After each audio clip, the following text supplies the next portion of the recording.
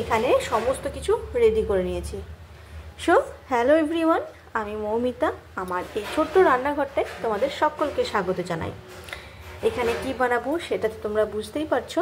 সব কিছু রেডি করে নিয়েছি, এবার চলো রান্নাটা শুরু করা যাক। প্রথমে বসিয়ে নিচ্ছি খিচুড়িটা, তার জন্য জল বসিয়ে নিয়েছি। জলটা বেশ ভালো গরম হয়ে গেলে তারপর চাল দিয়ে দেবো। জলটাকে বেশ ভালো করে গরম করে এবার চালটা দিয়ে দেবো।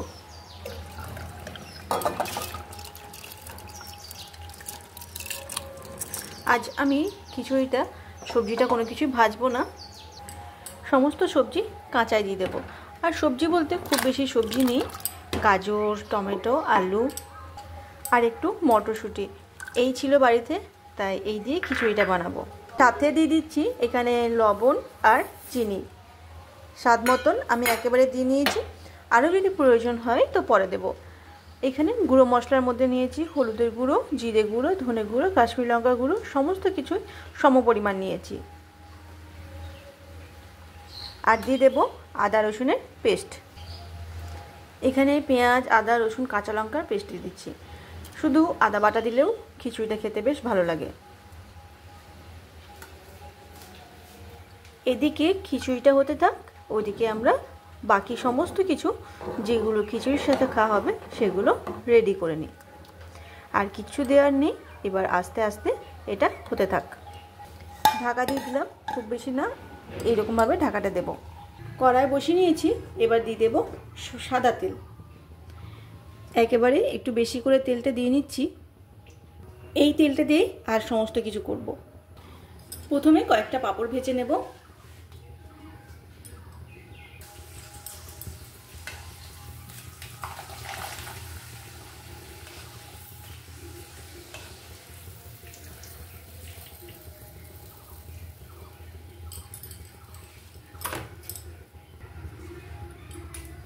একসাথে দুটোই দিয়ে দিলাম, যেহেতু তেলটা বেশি আছে তাই ভালো করে পাঁপড়গুলো ভাজা হয়ে যাবে।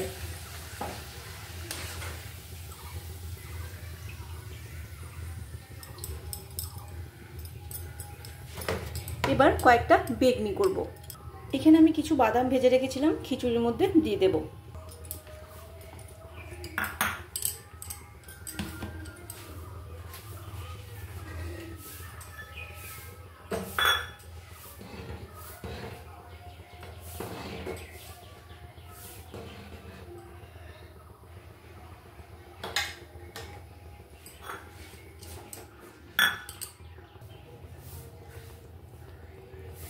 বেসনের মধ্যে বেগুনের চাকাগুলোকে এইভাবে ডুবিয়ে সোজা তেলের মধ্যে দিয়ে দেবো।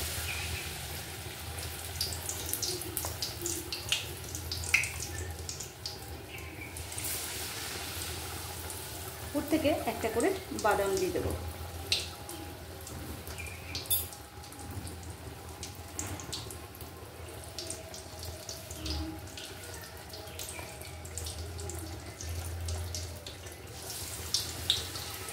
কাঁচা থাকতে থাকতে দিলে এটা খুব ভালো লেগে যাবে।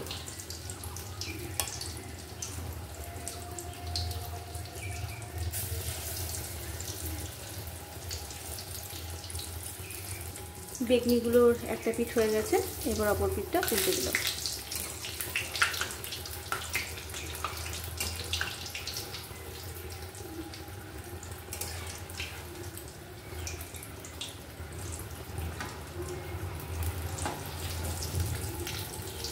বেগনিগুলো তুলে নেব।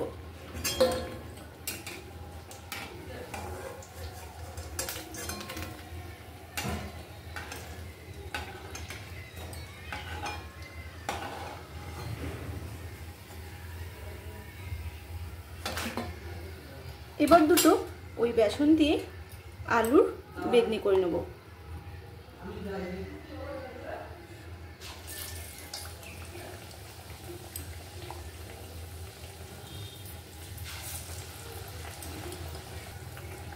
আলুটাও খেতে কিন্তু বেশ ভালো লাগে। এবার আলুর বেগনিগুলো তুলে নেব।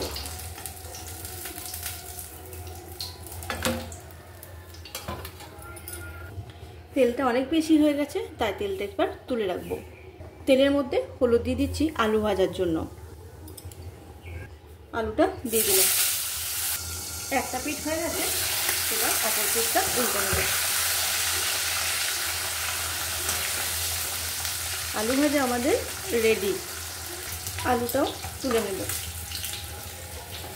একটু তেল ঝরিয়ে।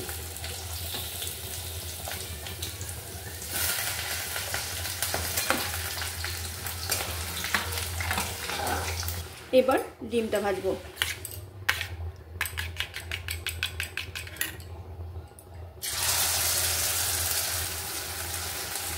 ডিমটা উল্টে নিলাম, একটা দিক হয়ে গেছে। এইভাবে শর্টকাটে খিচুড়ি বানালে আর খুব বেশিক্ষণ সময় লাগে না, আর খিচুড়িটাও খেতে কিন্তু খারাপ হয় না, বেশ ভালোই হয়। খিচুড়ি হতে হতে আমার সমস্ত কিছু রেডি হয়ে গেল। এবার এটা কেটে নেব ডিমটা।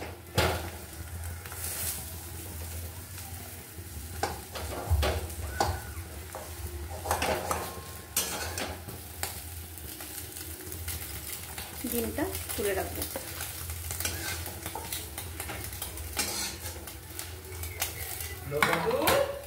মাছ ভাজার জন্য সর্ষের তেল দিয়ে দেবো।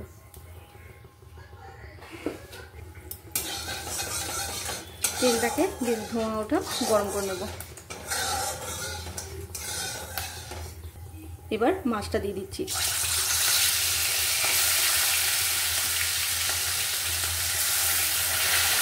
এখানে খিচুড়ি আমাদের রেডি হয়ে গেছে। এবার একটু ফোড়ন দেব, শুকনো লঙ্কা আর জিরে। তার আগে আমি কিছুটা পরিমাণ ঘি এই খিচুড়ির মধ্যে দিয়ে দেব।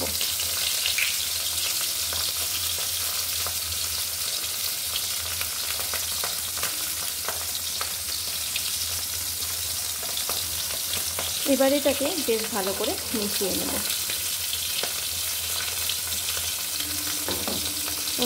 গন্ধটা যা সুন্দর বেরিয়েছে না, কথায় আছে না, ঘ্রাণ এনো অর্ধ ভোজনও, তো এই গন্ধতেই মনে হচ্ছে যেন খাওয়া হয়ে গেল। দেখো তো তোমাদের কেমন লাগছে গন্ধটা। ফোড়নটা দিয়ে দিচ্ছি, দিয়ে বেশ ভালো করে নাড়াচাড়া করে নেব।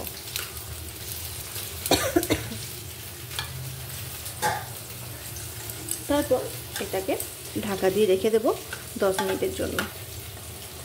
তারপর গরম গরম পরিবেশন করব। এখানে মাছ ভাজাটাও রেডি হয়ে গেছে। তাহলে চলো এবার খিচুড়ির থালিটা পরিবেশন করে। বেশ বর্ষা বর্ষা ওয়েদার আছে, তাই এই ভরা গরমে বর্ষার স্বাদ পেতে আমি চলে এসেছি খিচুড়ি নিয়ে। একদম জমিয়ে খিচুড়ি বানিয়েছি। প্রথম পাতে নিয়ে নিচ্ছি একটু আলু ভাজা, 2 পিস বেগনি, 1 পিস আলুর, ছেলের জন্য বানিয়েছিলাম। ছেলে এই বেগুনটা খেতে চায় না, আলুর বেগনিটা খেতে খুব ভালোবাসে।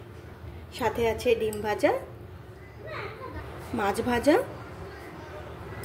পাঁপড় ভাজা, শেষ পাতে চাটনি, যাকে ছাড়া খিচুড়ি একদমই বেমানান, তাই না?